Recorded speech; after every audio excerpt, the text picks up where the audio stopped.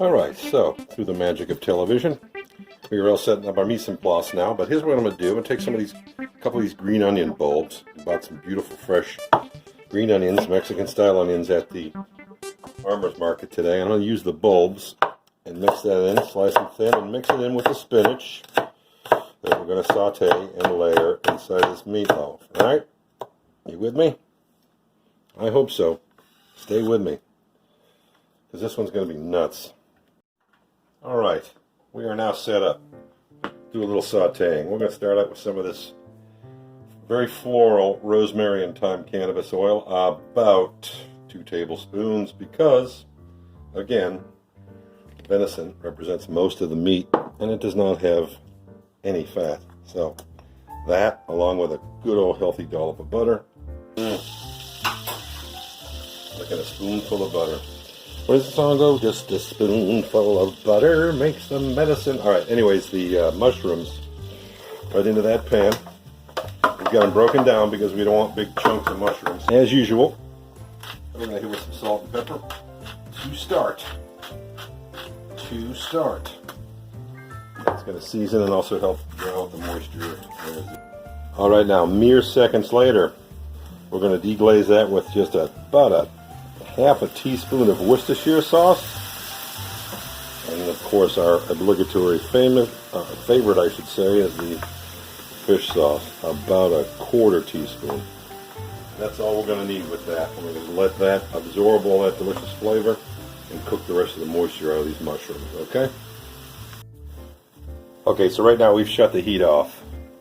That liquid is pretty much evaporating all the way out. We're going to take about half of our sage and fresh thyme and rosemary mixture. We want to save the other half of the spinach, so we're just going to brighten that up a little bit with some fresh herbs.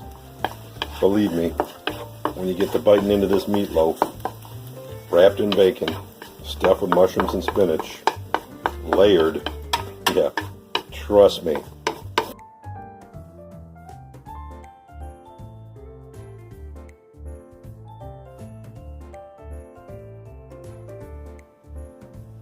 Alright, now, same drill as before. Same exact cannabis oil. Just a teeny bit. We don't need much because we're just sauteing spinach with a little bit of green onions. That's going to wilt and cook pretty quickly. Now, same deal. Adding more fat to assist our venison, right?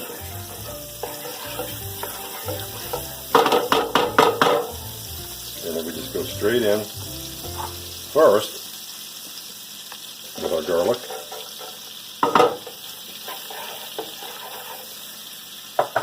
We're going to get that starting to become floral. Maybe 30 seconds, maybe by the time I finish talking. Yeah, that sounds about right. Now, in with the spinach, arugula, and green onion bulbs. Alright, about 30 seconds later, we're right back in with plenty of pepper and salt, because spinach basically has zero flavor, and if you don't dope it up, it gets bitter AF. Hashtag bitter AF. Alright, you can see a little bit of the edges starting to brown there. That's going to be perfect.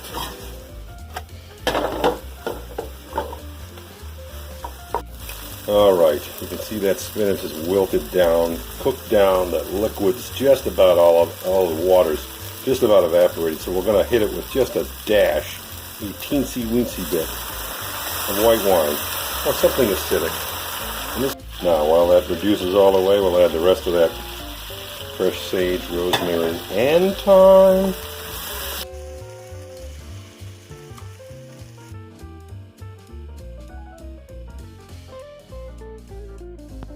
Alright, we're back.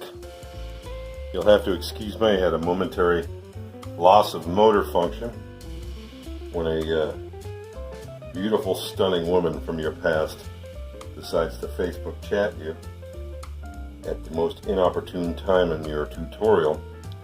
I don't know, a guy like me is always going to answer. And so as I was showing her how I was layering this meatloaf, I forgot to let all you know. So I was able to salvage this. So imagine the first layer is a row of this meat mixture.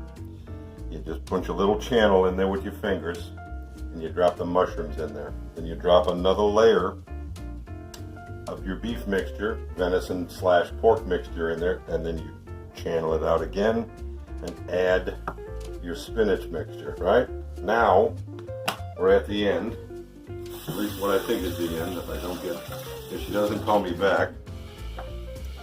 This is how we finish this off, all right? Are you guys ready for this? Because this probably will be the longest video I've ever done, and probably one of the ones I'm maybe the most proud of, because although I wasn't in business that long, this one here, Wednesdays was Meatloaf Day, and they came calling from all corners of Sandy Springs, Georgia. RJ Casuals, bacon wrapped, stuffed, layered turkey meatloaf. I miss you, Robert. I miss you, buddy, every day. Now, for the finish, we just wrap. Fold it back over. Now, again, you don't have to be exact and perfect because this is actually going to be the bottom. All right? However, perfection is always attainable. The bacon's kind of at room temperature now, so it's very pliable, and it's also very bendable. Kind of like Tom Brady and not me. But there we go. See how we do this? Take that all the way across, stretch it. One thing you don't want is a whole pile of bacon at the bottom that won't quite cook evenly as the rest does, right? Let me ask you folks, all kidding aside, how good does that look? Just for shits and giggles,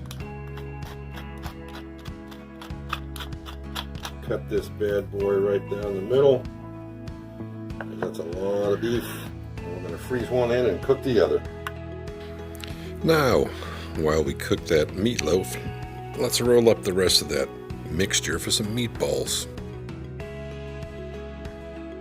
That's about a 2-ounce meatball each way. Now, notice water, moisture.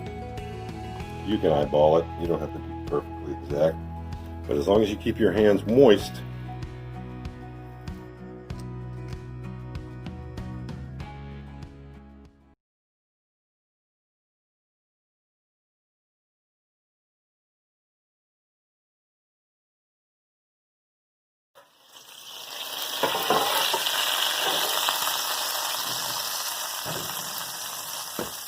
wow, that's not that cool. Yeah. Talk about a Christmas roast. All right. Let's cut this Nouveau Christmas roast open. We'll go a little short because this is going to be my tester bite. Let's get a look at what that middle looks like.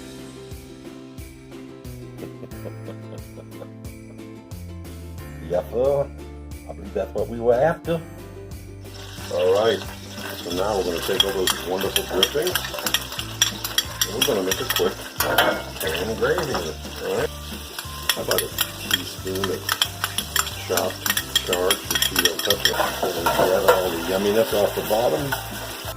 All right, now 2 minutes in, we'll add a little bit of white wine to deglaze all that yummy goodies off the bottom, right? All right, so as we look, you can see that everything's getting pulled off the bottom, all that yummy flavor. I will go ahead and add about a cup and a half of, say, my fresh chicken stock, which I always have. Note to self, make more chicken stock.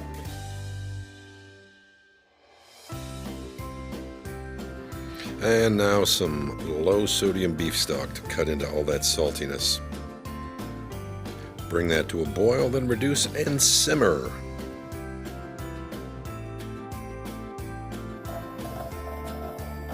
Classic cornstarch slurry. Right, it's simmered nicely. Now, little by little, we add our slurry. See how well it thickens.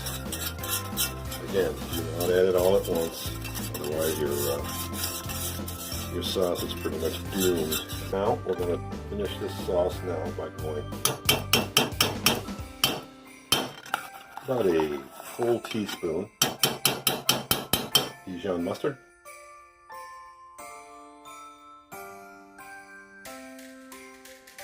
cut through all that amazing richness.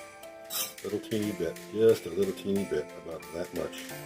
Squeeze of lemon juice.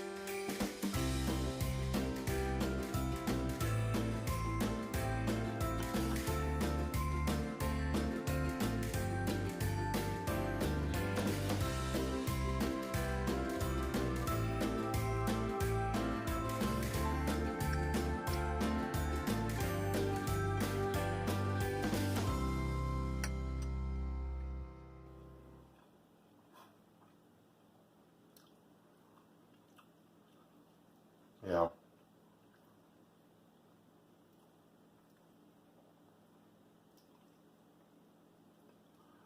This will work in a pinch.